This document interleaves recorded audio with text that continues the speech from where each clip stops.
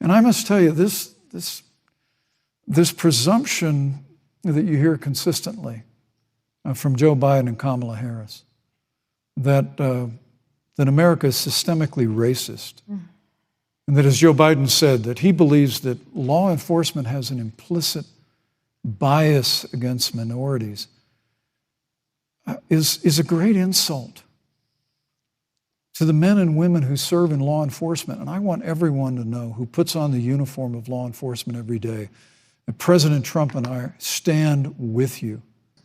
I will not sit here and be lectured by the Vice President on what it means to enforce the laws of our country. I am the only one on this stage who has personally prosecuted everything from child sexual assault to homicide.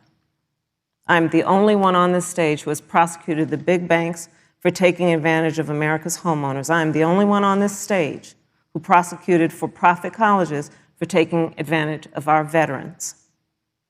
And the reality of this is that we are talking about an election in 27 days, where last week the President of the United States took a debate stage in front of 70 million Americans and refused to condemn white supremacists. Not true.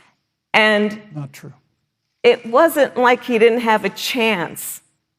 He didn't do it, and then he doubled down. And then he said, when pressed, stand back, stand by. And this is a part of a pattern of Donald Trump's. He called Mexicans rapists and criminals. He instituted as his first act a Muslim ban. On the issue of Charlottesville, where people were peacefully protesting the need for racial justice, where a young woman was killed, and on the other side there were neo-Nazis carrying tiki torches, shouting racial epithets, anti-Semitic slurs.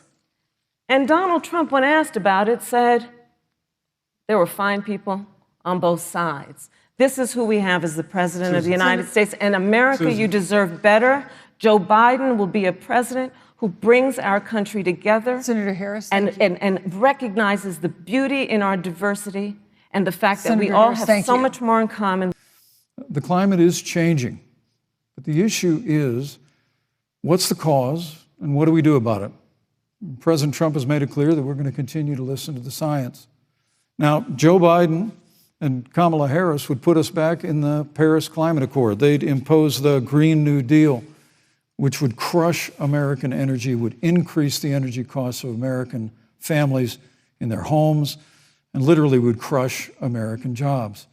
And President Trump and I believe that the progress that we have made in a cleaner environment has been happening precisely because we have a strong free market economy.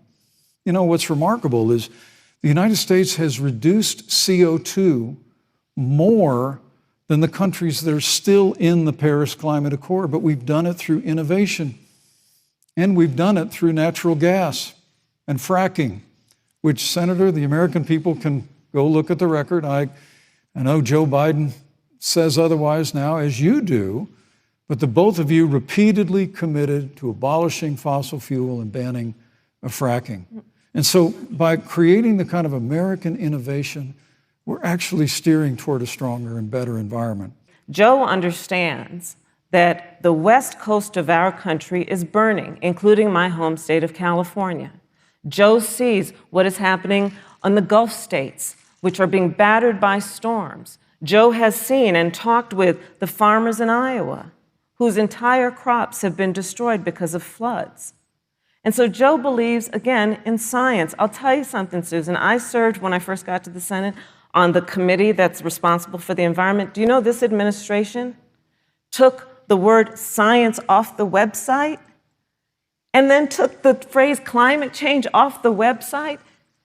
We have seen a pattern with this administration, which is they don't believe in science. And Joe's plan is about saying we're going to deal with it, but we're also going to create jobs.